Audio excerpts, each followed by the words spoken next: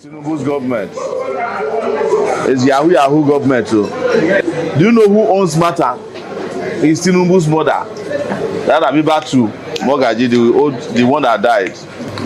They will be the richest people in the world by the time Tinubu has done 4 years. This is not our government. We have accepted that our job will be to liberate this country. How can you help somebody to build refinery and you cannot repair your own? Subsidy. Which road have they constructed? You would expect that because they remove subsidy, everywhere there should be light, everywhere the roads should be shining, there will be employment.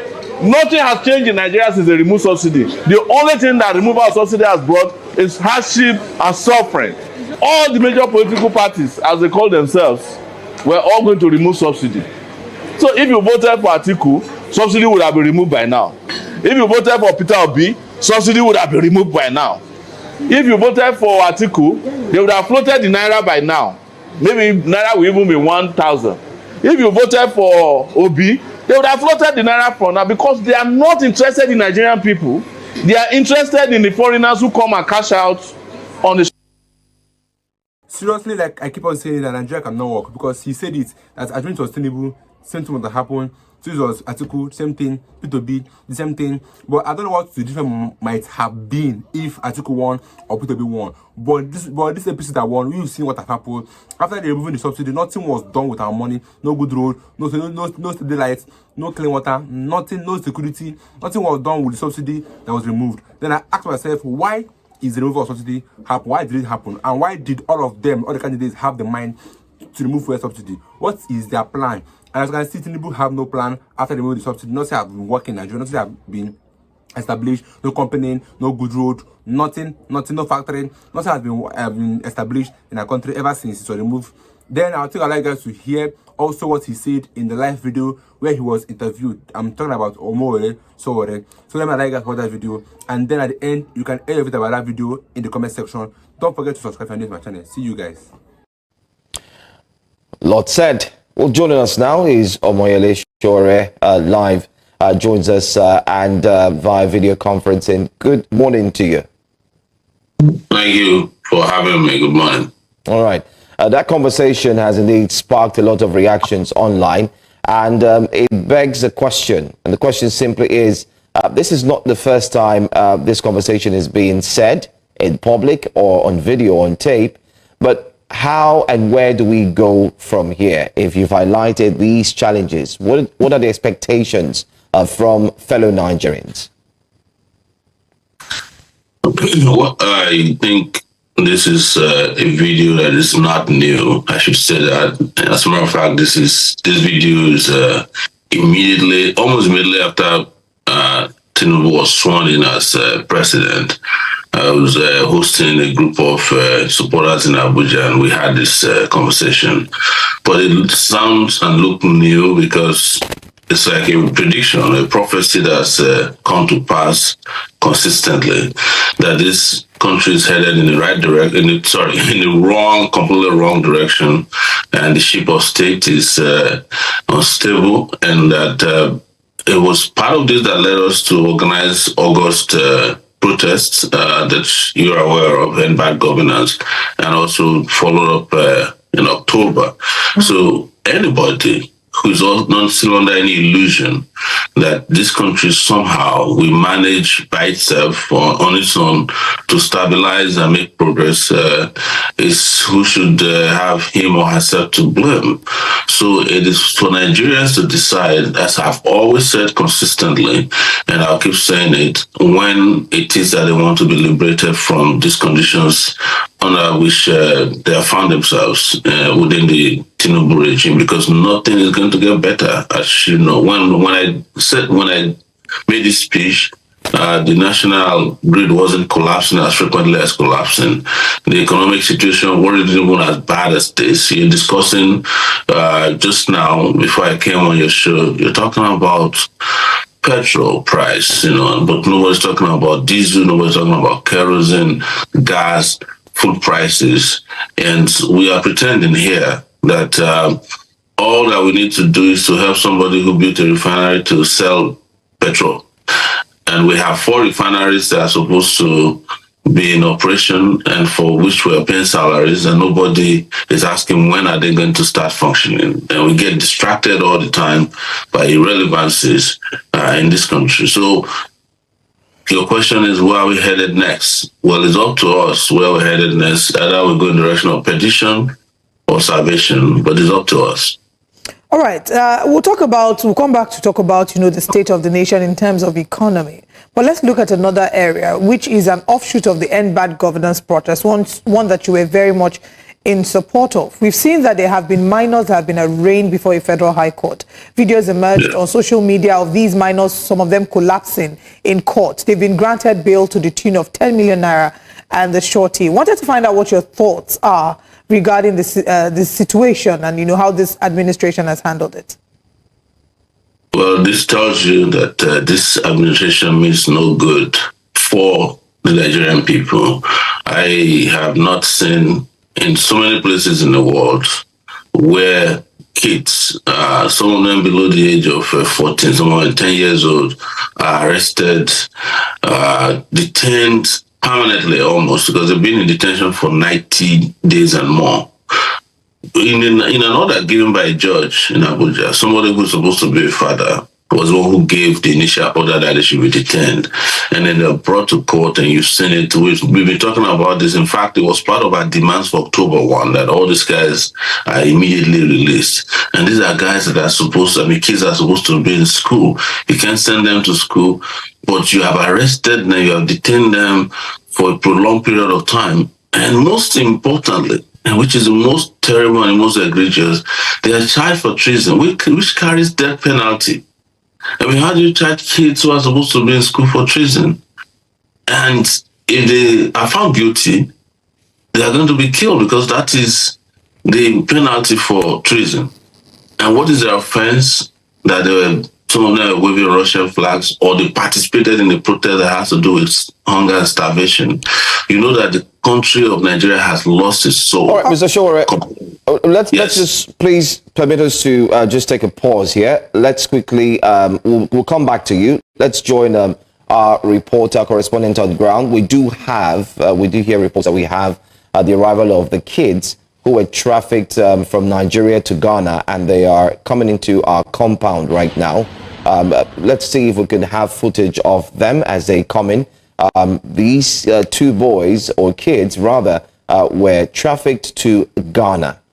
They were taken to Ghana for reasons best known to their employer back then, who had tortured them, engaged in a lot of illicit or illegal activities. The machetes as well were used on them. And then you see the bus arriving right in the compound. It's got to do with the arrival of these kids whose parents had thought they would never get to see them again. And there you go. That's our reporter, investigative journalist, Onoye, who has been following this case very closely. We've worked closely with the Ghanaian police service. And they are the boys who are just arriving in the compound. It's been a long ride, by the way, but it's also good to have them come in right here as well.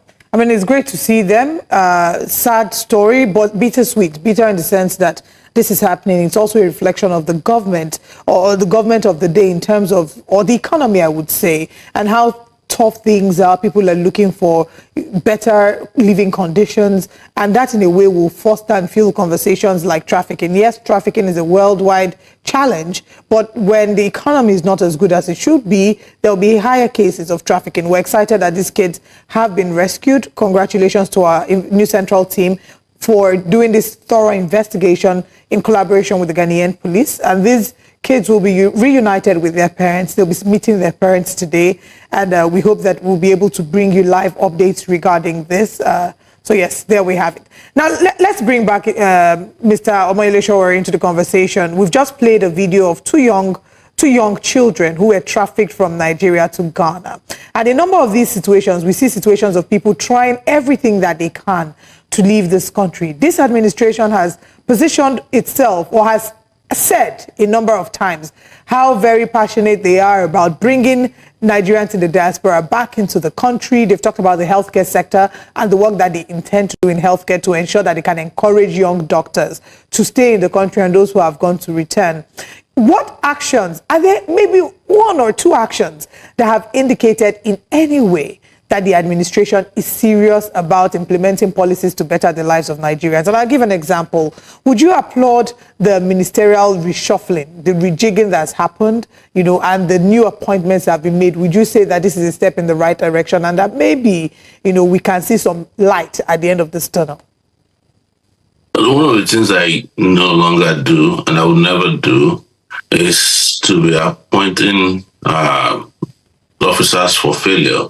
There is nobody who can convince me and who has been able to convince Nigeria that rejigging a cabinet of failed individuals is going to make Nigeria a better country. That is part of what I call distraction all the time. We get distracted in different directions.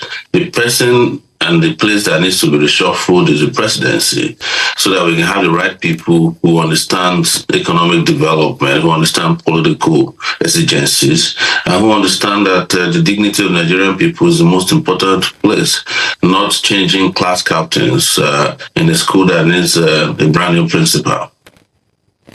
Very a tough conversation there in terms of who should be changed. You've talked about the president, but I think it's high time. Let me go straight and direct my next questions to you. If you were the president right now, what would you have done differently? Especially looking at how the economy is going, because a lot of persons have said it's easier said than done. The president's policies are not working. What would you have done differently to elevate the sufferings, especially of Nigerians? Well, I made it very clear, and I think it was in the video you played earlier, that I was the only presidential candidate, perhaps, on record, who said I would never have removed fuel subsidy. And it's not because I want to press stand, it is because all these small businesses, individuals, rely on this subsidy to survive. They rely on government support to survive. I have lived in a country that is regarded as a capitalist country, that is the USA, for 24 years, and I understand the place of government support for individuals and businesses in health sector, in the educational sector, in growing infrastructure. And you discover that the reason why some countries are doing better than the other is how much government they have in their lives, how much government is able to partner to ensure that economies function the way they should function. The second thing I would never have done is to have floated the naira, because in a country where you don't produce much, floating the naira in such a way that foreign exchange takes over your entire economy, and we are subsidizing forex, by the way, which is very foolish that you are subsidizing the naira, but you refuse to subsidize the people, because our government officials make more money from forex. In fact, the only product that is right now the most lucrative and functioning in Nigeria is forex.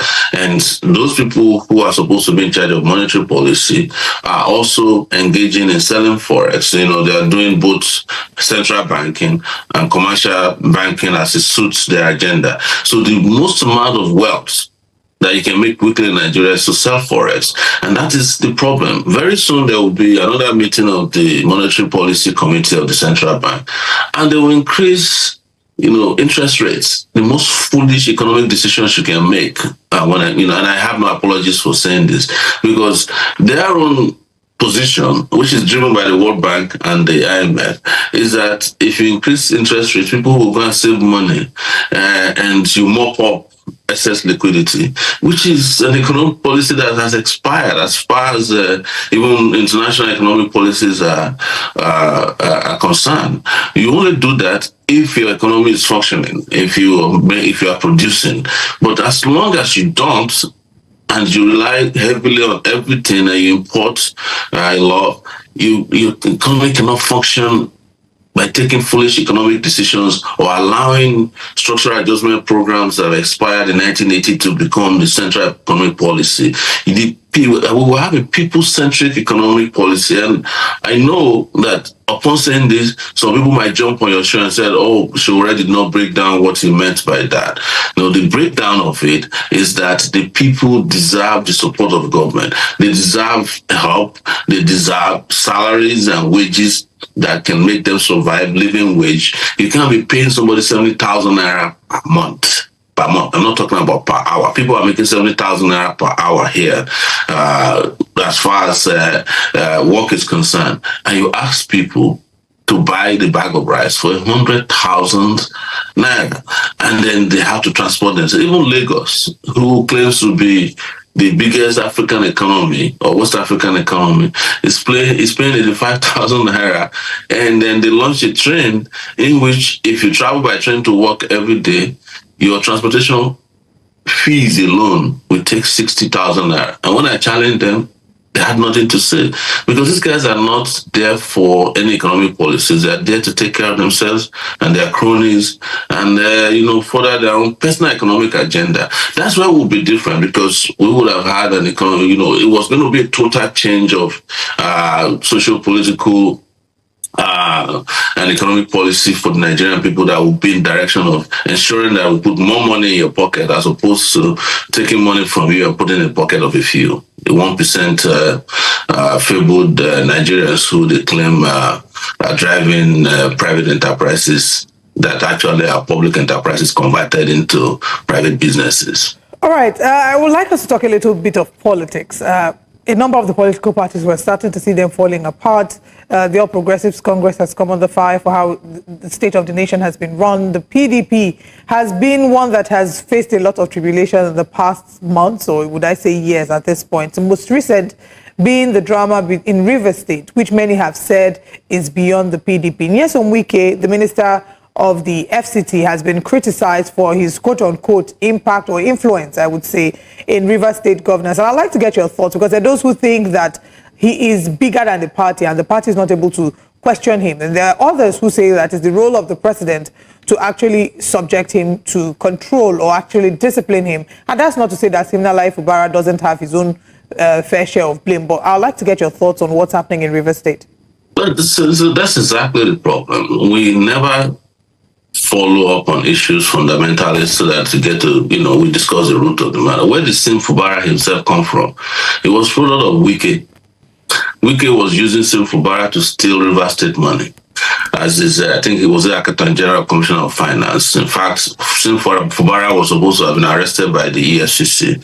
They used the judiciary to evade that arrest. They used all kinds of and manners of tricks to get him out of, the hands of the EFCC, and he becomes governor. And of course, what naturally follows is that, when two thieves are involved on this scale, the younger thief, and whenever he gets the immunity, he needs to become very dominant, because he knows how, what will happen to him or her if he doesn't take care of the old thief, which is Wike now. And to Tinubu, people keep talking about the president should control him and all that. What did you think Tinubu hired Wike for? Is it not to come and do exactly what he's doing now? Is it not to help? Because the reason why Wike got the job he got was because they helped them make election in Rivers State. You don't want to talk about that, because they never won election anywhere. They never conducted election anywhere. And Wike is doing exactly what Tinubu wanted him to do. So everybody's there pretending that suddenly Tinubu is concerned that Wike is destabilizing Rivers State. No, I have said it completely, and I'll keep repeating it, that these guys love crisis. Because the more of these ungovernable spaces they impose upon Nigerians, the less they have to be responsible for actually governing any space at all. So if there's crisis in Rivers, you have crisis in the southeast with continued detention of Nnamdi Kanu, you have crisis in the south northwest, you have crisis in the northeast, and so you just have less space to govern. And then when you have less space to govern, what do you need to do? So the more of this crisis they put out there, the better for them in terms of accountability and responsibility for governance. But people don't understand that. You keep shouting Wiki every day, as if Wiki is removed today, they won't find another criminal who will take his place. And because this is what Wiki was hired exactly to come and do in Abuja, to help destabilize wherever they can destabilize. Wiki is the only person in Nigeria that I know who belongs to more than one political party. Well, maybe Tinubu himself, because Tinubu is a member of a lot of political parties on the ground. So, but this is exactly what he was hired to come and do, and there's nothing here to debate. Well, Mr. Sowore, I mean, those are kind of strong words. Many would I use strong words because I have to express myself as strongly as possible. And I always warn you guys, if you want to have me on your show, you got to let me express myself, because I'm responsible for what I say. And if anybody feels that what I said, they're not happy with it, they can take me to court. You're free to arrest me if you see me. But I defend myself any day. You know, like we used to say with Fela, let them carry me, I'll open book for them. All right. We're running out of time, but I'd like to take your thought on this. While the minors were arraigned in a federal court in Abuja, of which many have said shouldn't have been done, the lawyer, the counsel to the federal government, by name Arimazonte Ezekiel, had something to say. I just want your reaction to this video. Take a look at this. All of them are adults. Most of them are married men. None of them is a minor. Some of them are university graduates. The small kids you are seeing here, they came with some of their parents to come and greet their loved ones. They are not even the real suspect standing trial in this case. These boys were arrested in Kaduna and Zaria. Imagine the level we find ourselves now. Do you know how much it costs us to be at this level of a democracy in this country? These young boys are trying to destabilize Nigeria using the Russian flags and other countries, calling on the military to remove our president. Is it fair to even remove the state governors that they don't want democracy again? If you don't like democracy, are we forcing you? Mr. Sowore, I'd like a reaction to that video. You know, my reaction has been expressed by the lawyer behind him. By the way, he's a police officer. He's a police lawyer and also a police officer. So this is the kind of characters you have. But you never have a shortage of this kind of terrible, terrible characters in Nigeria. In one breath, you said these guys are married, and then in another breath you say they are kids, and now they came with their parents. And, you know, this is the kind of national disgrace that we are facing because of the kind of government we have in place. You don't have to blame this lawyer. You should blame the Nigerian state and the mess it has become because of. And if you see this level of thinking, it's not just at the level of the prosecutor. It's all the way to the presidency. This is how they think, you know, very feeble, you know, minded, very incompetent bunch of characters that has thrown the state into a state of both physical and mental darkness. It's very sad, but hey, we're talking about Nigeria here, the giant of failure. Well, there are so many conversations that have been had. Several sentiments have been expressed. I don't think that you're isolated in the feelings of disappointment that you've expressed in a number of these issues. Sowore, it's always a pleasure to have you on the show. Thank you for having me, and have a nice day if you can. Like I was saying, assuming that social media did not carry this issue of 3 minors that were arrested by police, I'm sure that they will leave those children to die of hunger. Because they charge them of treason, and treason is an offense that can be punished by death. And the government charging those children, and that's that they will pay them on 10 million naira each. That means they expect each child to bring 10 million naira. From where would they bring it in this economy? Like he asked, where is our country headed? Like I keep on saying, our country is headed to destruction because the current government we have right now, everything is getting worse. Bag of rice was a clock 80,000 naira. It's not coming down. It's going up. Once fuel clock on 1,000 naira, it's not coming down. It's going up. Once everything clocks a certain amount, it's either going up or it's just stay there for some time and will still go up. So our country doesn't have any hope right now with this current administration we're having right now, because we are faced with leaders that don't think about the nations, they don't think about the current administration, they don't think about the people. They are all for themselves. Like you said in that initial video, that at the end of the is Tinubu's tenure as the leader of this country, that their family will be the richest in the whole world. Because tell me why not? Where is appointing the family into every section or sector of this economy, and thereby making them richer and richer and richer. And like the Tinubu wife said when they came into the office, knew that the president is very rich, that he doesn't need the public fund. Then I asked again, where did they get much by private jets?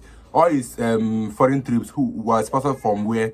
All these are sponsored from our public funds. I thought they said that he's so rich that he don't need our funds. Then why is he making use of our money to travel here and there and do a lot of things? And I keep on asking, what is now the essence of that fuel subsidy, since Nigeria is still where it is? No factory was built, no industry was built, no good roads, we don't have street lights, we don't have anything, that's working in our country. Everything is just worse, getting worse day by day.